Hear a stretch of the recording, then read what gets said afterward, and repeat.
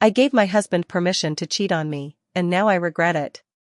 I never thought I'd be the kind of wife who would allow her husband to sleep with someone else, but I gave my husband permission to cheat on me, and now I regret it. I've been married for 8 years, and for the most part, it's been good. Not perfect, but good. We've had our ups and downs, bills, long work hours, moving cities twice, the usual marriage stuff. But one thing that's been a constant struggle for me has been intimacy. About 3 years ago, after having our second child, I lost almost all interest in. It wasn't that I didn't love my husband or find him attractive, I did. But between postpartum recovery, body image issues, and just plain exhaustion, I stopped caring about that part of our relationship. And over time, it became a huge problem. He tried to talk to me about it multiple times. At first gently, then more seriously. I brushed him off with "I'm tired, I don't feel sexy anymore, it's not a big deal." But for him, it was a big deal. I could see the frustration building. He started staying up late at night scrolling on his phone. He'd make half-joking comments like, "If I don't get laid soon, I'll start paying for it." At first, I laughed it off. But one night, after another argument, he straight up asked me, "Would you be okay if I just found someone else? Just physically, nothing emotional?" I remember feeling stunned. My immediate reaction was anger. But then, after I calmed down, I realized I didn't feel the same drive he did. And if I couldn't give him what he needed, maybe it wasn't fair to expect him to just suffer. So in a moment of what I thought was maturity, I told him, "If it's just physical, and you don't love her, then I guess I'd be okay with it." He looked at me like he couldn't believe what he was hearing. Then he asked me to repeat myself. And I did. I gave him permission to cheat on me. At first, nothing changed. Months went by, and I thought maybe he'd just forget about it. But then, little things started happening. He'd stay out later than usual. He'd come home smelling of cologne that wasn't his. His phone started living face down on the counter. And then one night, I woke up at 2 a.m. to find him not in bed.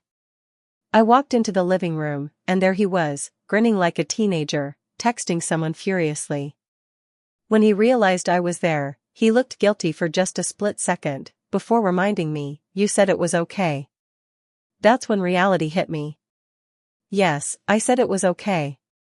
But watching it actually happen? That was different. Suddenly, I wasn't this cool, open-minded wife giving her husband freedom. I was the pathetic woman who gave him a hall pass because I couldn't keep up. And it got worse. He started spending more nights out. He was happier, more energetic, even dressing nicer.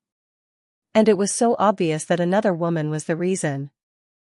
The man who used to crawl into bed exhausted after work was now humming in the shower, texting with a smile, leaving the house with a spark I hadn't seen in years. Meanwhile, I felt invisible. I felt like I had handed him to someone else on a silver platter. And the thing that broke me? He stopped trying with me altogether. No kisses goodbye. No lingering hugs. No checking if I wanted to watch a movie together. It was like once I gave him permission, I also gave him an exit. Now, every time his phone buzzes, I wonder if it's her. Every time he's late, I picture him with her. And I can't stop asking myself, what the hell have I done? After weeks of swallowing my jealousy, I confronted him. I didn't plan it, I just exploded one night when he came home smelling like perfume. I told him I couldn't take it anymore, that it hurt me, that maybe this was a mistake.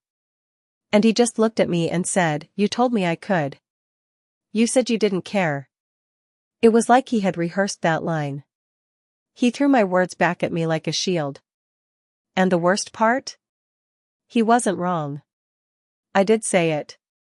I opened the door. But I never expected him to actually walk through it. That night, I broke down. I admitted everything. I told him I only said yes because I felt like I was failing him as a wife. That I thought it would be harmless. That I didn't think he'd actually form a connection with someone. He didn't deny it. He admitted he had been seeing one woman regularly. He swore it wasn't serious, that he didn't love her. But the way his face softened when he talked about her? I knew. Maybe he didn't call it love, but it was more than just. Now I feel trapped. If I tell him to stop, he'll resent me for changing the rules. If I let it continue, I'll lose him piece by piece. I keep thinking back to the woman I was before marriage, confident, independent, someone who swore she'd never put up with betrayal. And now?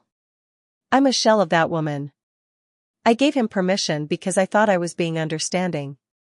But what I really did was give him permission to drift away from me. The irony? I want him again. For the first time in years, I actually crave intimacy with him. Maybe it's jealousy, maybe it's fear of losing him, but I want him back in my bed. Except now, he doesn't want me. Not like before. Every time I try to initiate, he makes excuses. Too tired. Long day.